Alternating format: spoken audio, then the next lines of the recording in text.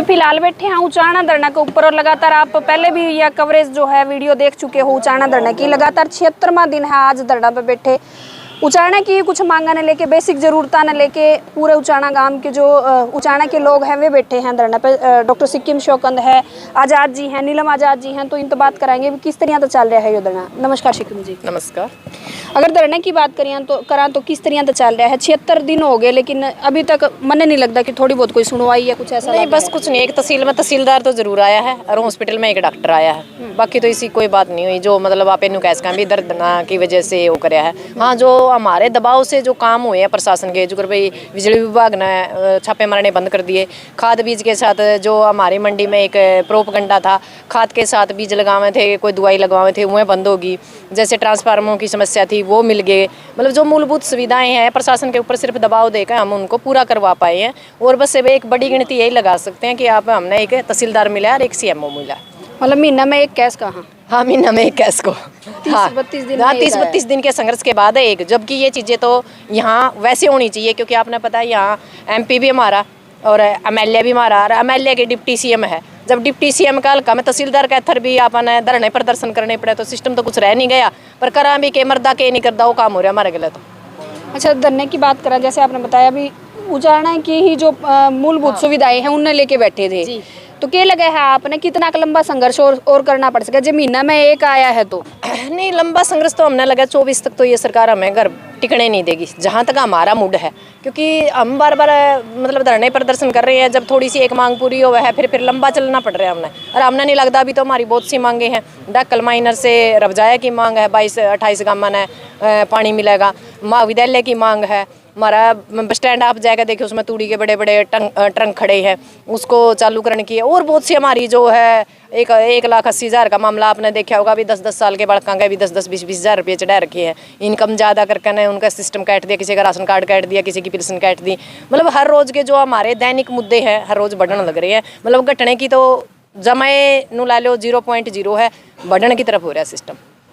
धरने के जो प्रधान हैं आज़ाद जी वे भी मौजूद हैं, उनसे बात करेंगे। राम राम जी। राम राम जी, आपको और आपके दर्शकों को राम राम। धरने की बात करें, अभी बात होने लग रही है 76 दिन हो गए। 76 दिन में 2 आए हैं, एक डॉक्टर आ लिया, एक तहसीलदार आ लिया।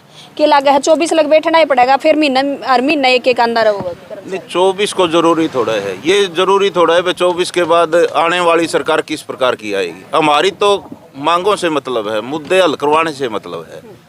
लेकिन देखो, धरना ये सरकार सोई हुई है।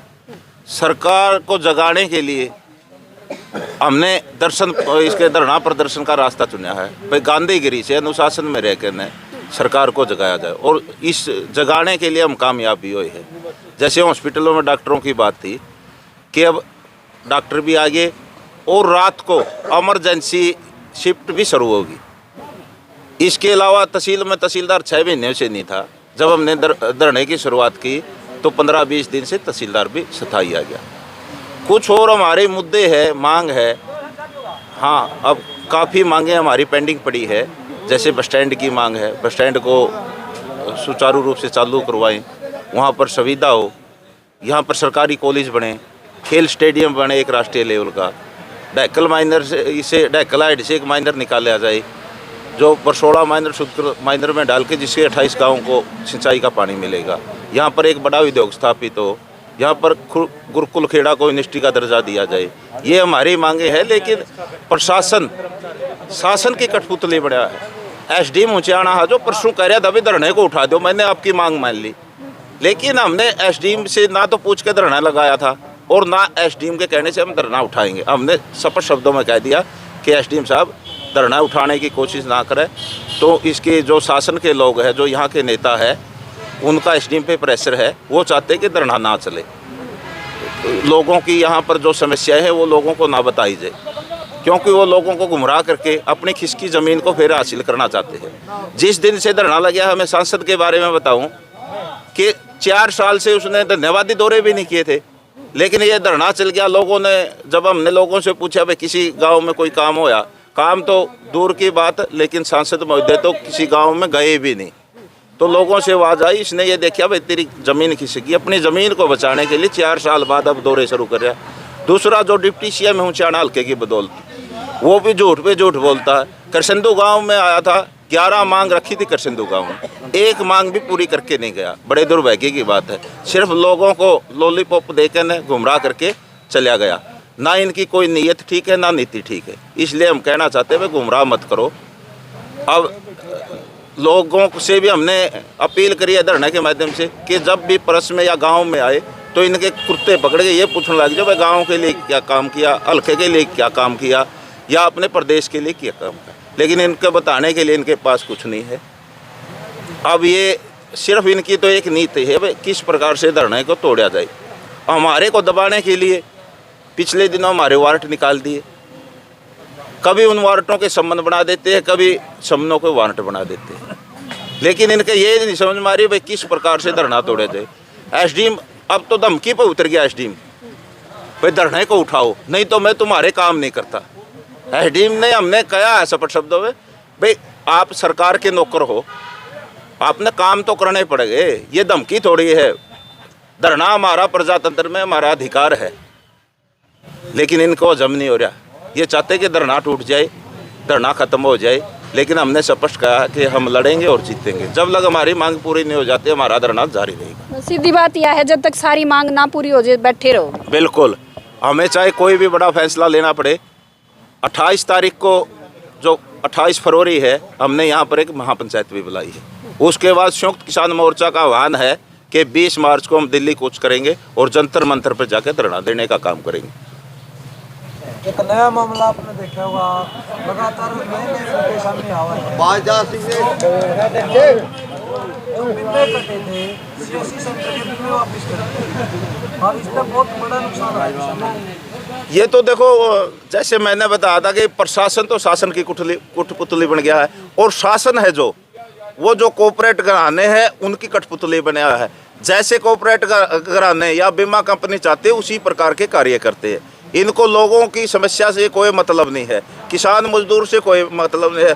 अपने तो मैं बताना चाहूँ, इतनी बड़ी बात कर दी प्रशासन शासन ने, तो पूंजीपतियों को तो 10.5 करोड़ 10.5 लाख करोड़ माफ़ कर दिए। किसान मजदूर का एक पैसा नहीं माफ़ कराया। और जो आप ये बीमा की बात कर रहे हो, ये तो ताकि किसानों को फसल, क्यों पिछली बार ज़्यादा बारिश होने से कपास की फसल नष्ट हो गई थी, वो कपास का जितना बीमा था इन्होंने CHC सेंटर से करवाया था, सभी लोगों को पैसे वापस कर दिए। ये एक तानाशाही है बीमा कंपनियों की, लेकिन सरकार फिर भी आँख मूंद के बैठी है। इस पर कोई एक्शन नहीं लिया गया। हमने एक बार नहीं 10 बार इस बारे में आवाज़ भी उठाई है, ज्ञापन भी दिया है, लेकिन इस बारे में ना तो लोकसभा में किसी ने इसका, आप देखिए ना, देश का प्रधानमंत्री लोकसभा में 1.5 घंटा बोलता है, लेकिन विपक्ष की बातों का 1% का भी उसने जवाब नहीं दिया। सारा गोल मोल कर दिया सिर्फ गुमराह करने के लिए, जबकि 1 मिनट का खर्चा करोड़ों रुपए होता है। वो देश का पैसा बर्बाद करने का काम कर रही है ये सरकार। ये सरकार किसी की नहीं है, ये सिर्फ पूंजीपतियों की, कॉर्पोरेट घरानों की, उन्हीं के पक्ष में नीतियाँ बनाती है, उन्हीं के पक्ष में काम करती है। नीलम आजाद जी हमारे साथ हैं। राम राम जी। राम राम जी। नीलम जी, धरना कितने लगातार आप समर्थन जो है वो करने लग रहे हो, पहले दिन तो जो है आप धरना पर बैठे हो, क्या लगा है कितना की इंतजार लंबा और करना पड़ेगा? देखो, ये सरकार इतना आसानी से मानने वाली तो नहीं है, क्योंकि किसान आंदोलन से आपने देख लिया है।